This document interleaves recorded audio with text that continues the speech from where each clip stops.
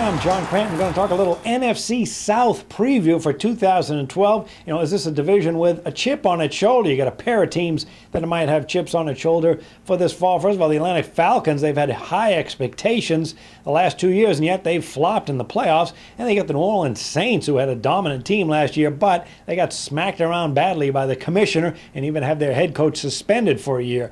And then you got a couple of chumps in the division, too. All right, we'll start off with the Atlanta Falcons. The Saints. Their over-under for wins is going to be 10 as far as Vegas odds makers are concerned. This is a team that was 13-3 last season. Coming down the stretch, they really look like the best team in football, but got upset in the playoffs by the 49ers. Now, New Orleans outscored opponents by 208 points. That was easily tops in the NFL. They were perfect 8-0 at home. Offense number 1 in passing, 334 yards per game, 6th in rushing. It's exceptional balance.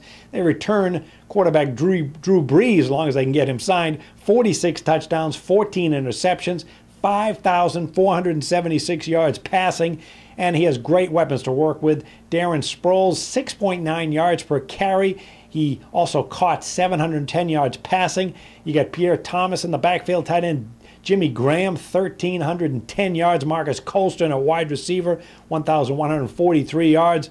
But they do lose Sean Payton, their head coach. He was also the play caller. So that's why this betting number is down to 10 on a team that went 13-3 last year and has so much offensive punch returning. Defense was hot and cold. They were very good against the run, 12th, but 30th against the pass, allowing 259.8 yards passing per game. In addition to their offensive play caller being suspended, they also lose assistant head coach Joe Vitt for the first 6 games, and also the defense is in transition with the loss of Greg Williams. They bring in Steve Spagnuolo as the new defensive coordinator. 19 starters return overall for the Saints, so expectations are very good.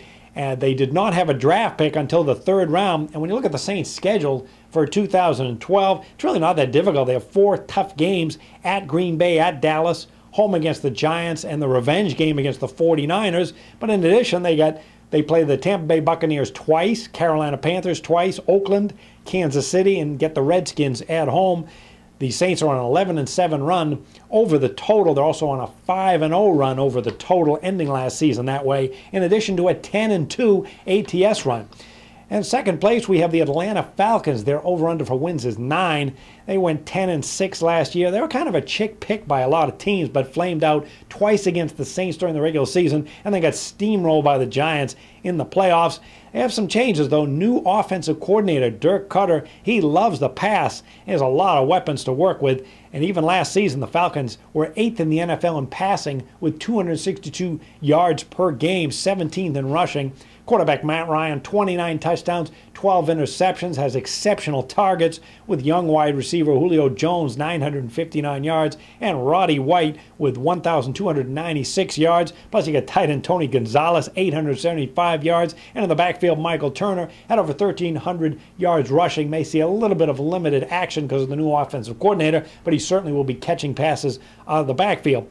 Now, the defense, very strong up front with a great pass rush behind John Abraham and Ray Edwards. Stout against the run, ranked 6th. But it's the secondary that has really been the problem, the weak spot the last 2 years. And really, the Falcons have not addressed that this offseason. They took an offensive center with their first pick in the draft. That was actually the 2nd round.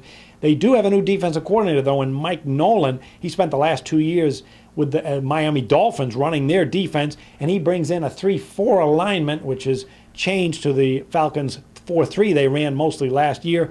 Falcons 10-7 under the total last year, but they bring a 4-1 run over the total into the new season, and that could continue with this aggressive offensive philosophy under the new offensive coordinator. And they play some teams that are really high octane offensively. 2 games against the Saints. They also play Norv Turner, Phillip Rivers, and the San Diego Chargers. They're at the Detroit Lions, another indoor game on turf, plus Dallas and Denver and Peyton Manning. So could be involved in more off games over the total than under. Then you got the Carolina Panthers, a surprise team last year. Their over-under win total is 7.5 for this fall. They went 6-10 last year. Offense has interesting pieces with Cam Newton, who was terrific as a rookie with over 4,000 yards passing, 21 touchdowns, 17 interceptions, and of course, wide receiver Steve Smith, 1,394 yards. The thing about Cam Newton, he was also a great runner with 706 yards rushing, but but he got most of his offensive production early in the season. Once defensive coordinators got a second look at him, it wasn't quite as good.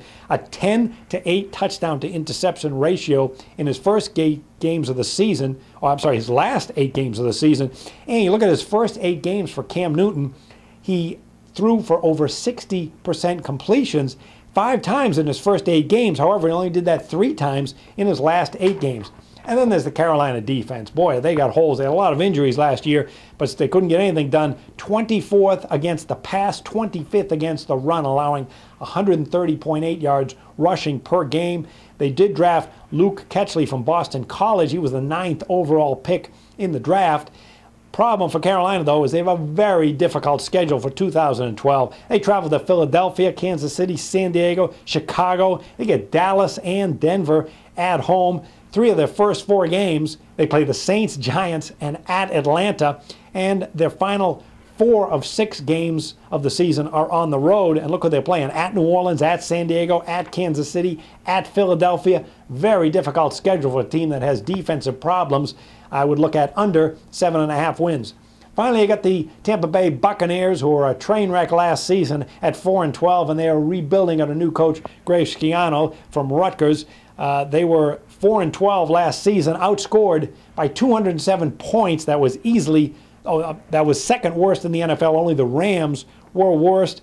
Just holes all over this team. The offense was 16th in passing, 30th in rushing the football. Despite putting a lot of money into that offensive line last year, it didn't pay any dividends, and the injury bug hit them badly. Quarterback Josh Freeman really regressed last year, 16 touchdowns and 22 interceptions. He was their second leading rusher with just 238 yards. They do have wide receiver Mike Williams and his 778 yards. 71 yards. Also had tight end Kellen Winslow, but he's gone. They bring in Dallas Clark, the former Colt, and they add wide receiver Vincent Jackson from the San Diego Chargers. Bucs were a turnover machine last year, minus 16 in turnover margin. That was easily the NFL's worst. Schiano comes in, and he's a disciplinarian, loves fundamentals, so that's kind of the key, what he's working with them, cutting down the turnovers. Running back LeGarrette Blount, he has not been shy about taking responsibilities for his fumbles. The guy has fumbled 9 times in 2 seasons, losing 6 of them, and Schiano is pressing him this offseason. No fumbles. He will not tolerate it. And then you got this young defense at Tampa Bay that really regressed. Dead last versus the run in the NHL, 156 yards rushing per game. And really, up front, it hinges on the nose tackle, Gerald McCoy, young guy out of Oklahoma, very good when he's healthy, but he wasn't healthy last year. And the schedule is not fun either for Tampa Bay. 2 of the first 3 games are on the road, at the Giants, at the Dallas Cowboys, and 6 of the final 10 games are on the road. The Bucs bring a 2-11 spread run into the new season. Check out more college and NFL previews right here at JimFeist.tv.